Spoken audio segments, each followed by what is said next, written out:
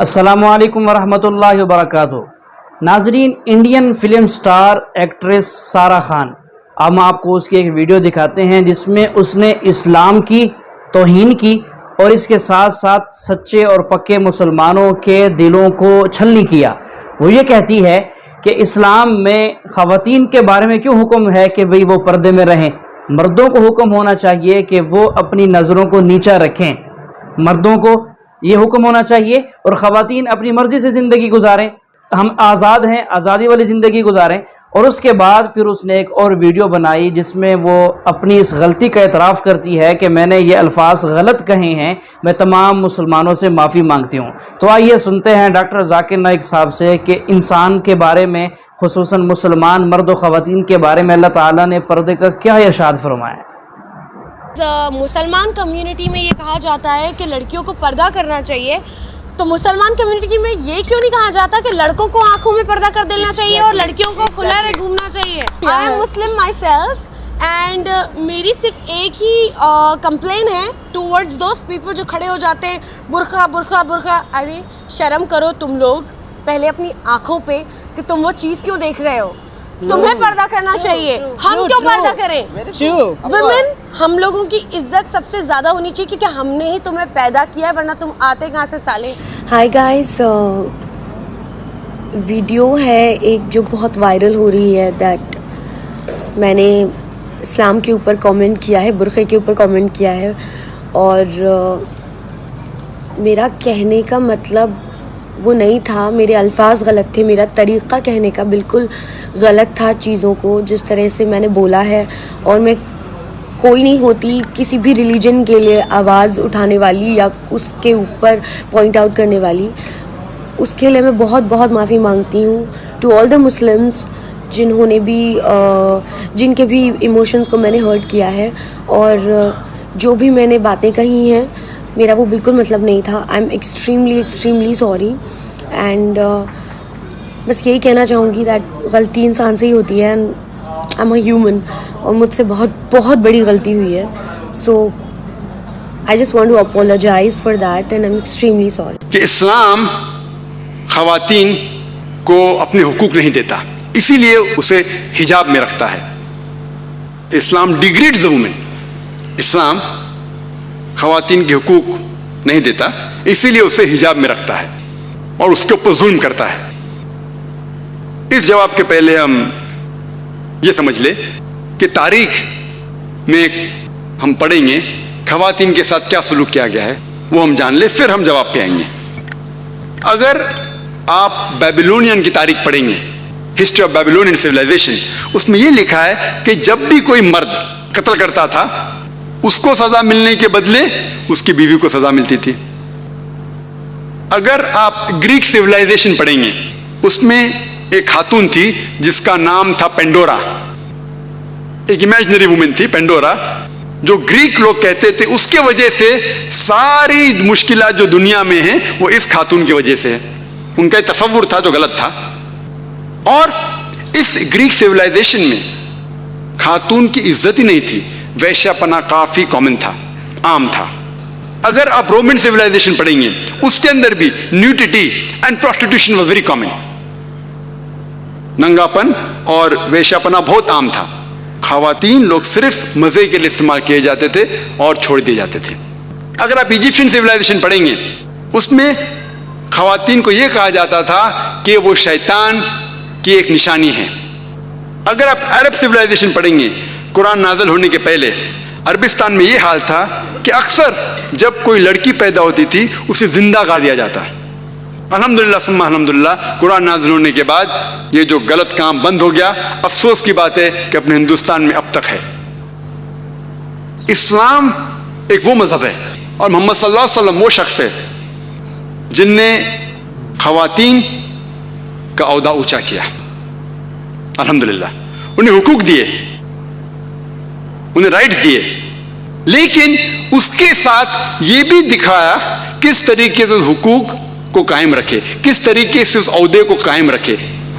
ایک ہوتا ہے کہ کہنا، کیا کرنا، اور کس طریقے سے اس کو قائم رکھنا وہ بھی بہت ضروری ہے۔ تو اسلام نے یہ بتایا کہ جب الحمدللہ خواتین کو اٹھایا گیا ہے اور کلی طور پہ عام طور پہ مرد اور عورت اسلام میں برابر ہیں. کچھ چیز میں مرد کا درجہ اونچا ہے, کچھ چیز میں عورت کا درجہ اونچا ہے, لیکن کلی طور پہ دونوں برابر ہیں. تو جب اسلام نے, قرآن نے عورت کا درجہ اٹھایا, انہیں یہ بھی چیز دکھائی کس طریقے سے اس سٹیٹس کو برقرار رکھے, اس عہدے کو برقرار رکھے. اور اکثر لوگ بات کرتے خواتین کے حجاب کے بارے میں. اللہ سبحانہ و تعالی قرآن مجید میں پہلے مرد کے حجاب کے بارے میں ذکر کرتے, پھر عورت کے. اللہ تعالیٰ فرماتے سورہ نور میں, سورہ نمبر 24 آیت نمبر 30 میں کہ اے مومن مرد, اے مومن, جب بھی آپ کسی خواتین کو دیکھیں گے تو نظر نیچے کرو.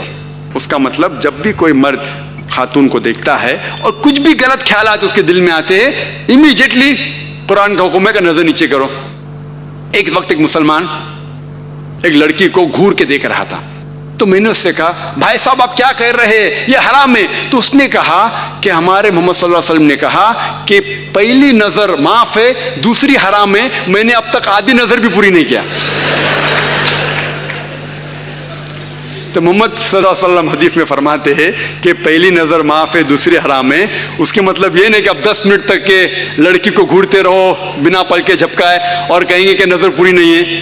محمد صلی اللہ علیہ وسلم کہنا یہ تھا کہ اگر آپ انجانے میں کوئی خاتون کو دیکھ لیتے ہیں, لڑکی کو دیکھ لیتے ہیں, تو جان بوجھ کے اس کے طرف پھر سے مت دیکھو. اس کے خوبصورتی کو دیکھنے کے لیے جان بوجھ کے واپس سے مت دیکھو.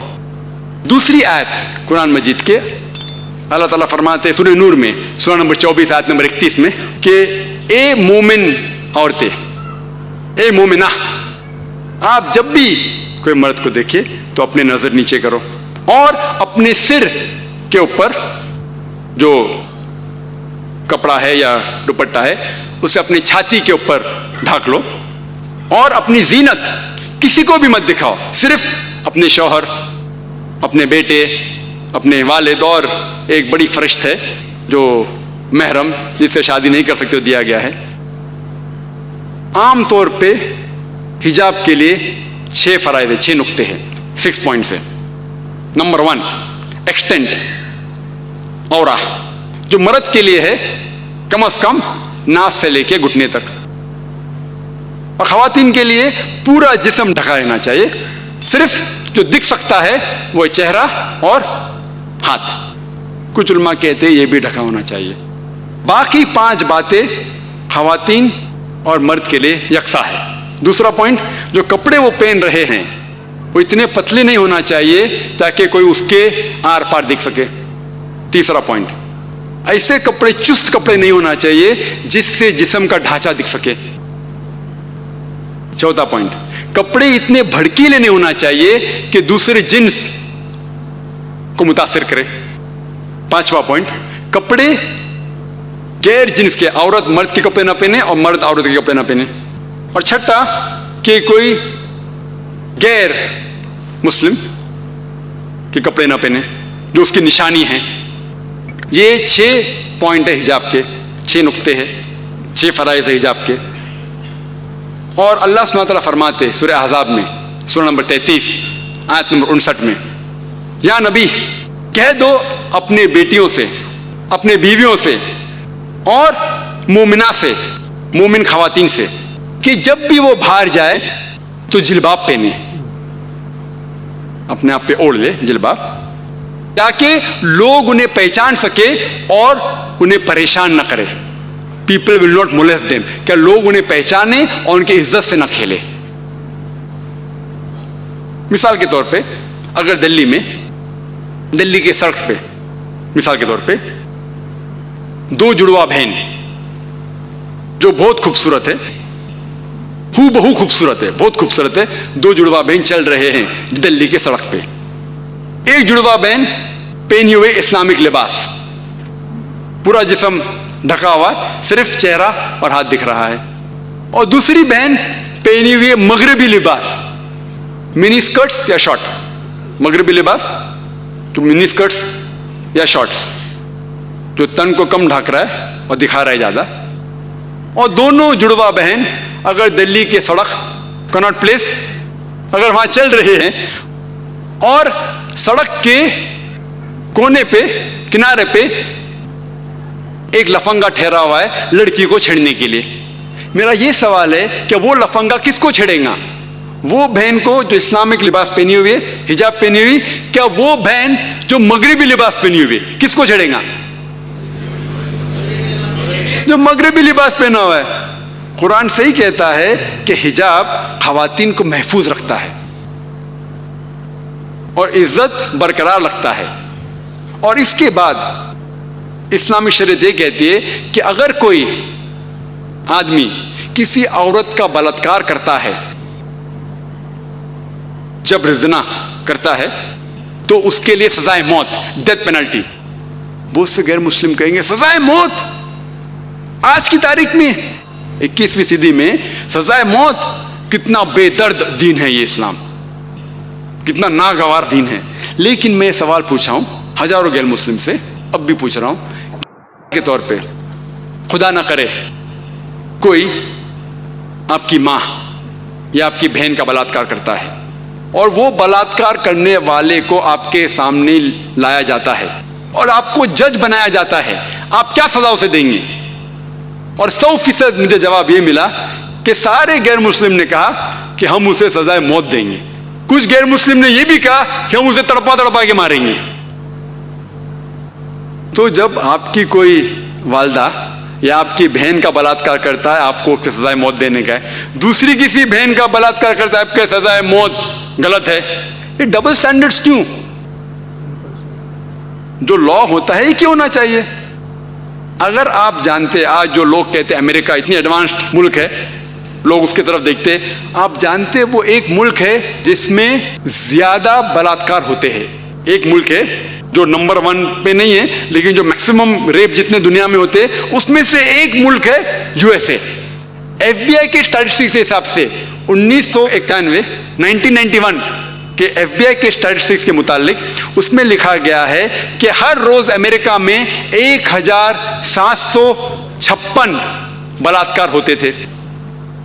1996 کے اسٹیٹسٹکس کے حساب سے, 1996 کے اسٹیٹسٹکس کے حساب سے US crime department of justice وہ کہتی ہے کہ 1996 میں ہر روز آن ایوریج ہر روز 2713 بلاత్కాر ہوتے تھے.